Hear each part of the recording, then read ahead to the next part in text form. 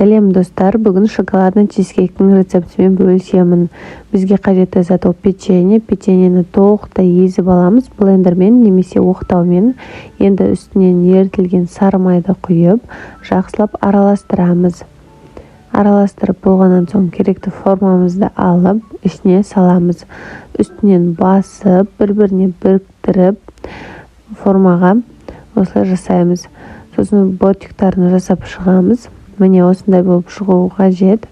Енді ішіне салатын начинкасын дайындаймыз. Ол үшін қаймаққа ерітілген шоколадты құямыз. Бұл жерде тек қана шоколад менде кішкене қант қоссаңыз болады. Талғамыңызға қарай бір жұмыртқаны салып, жақсылап араластырамыз. Толығымен біркелкі болғанша осылай жасаймыз. Болғаннан соң үстінен өзіңіздің талғамыңызға қарай жаңғақ салсаңыз болады. Мен жаңғақ салып жатырмын. Тағы да жақсылап араластырамыз. Бұл міндетті емес. Енді печеньеміздің үстінен формамызға осылай құйып шығамыз.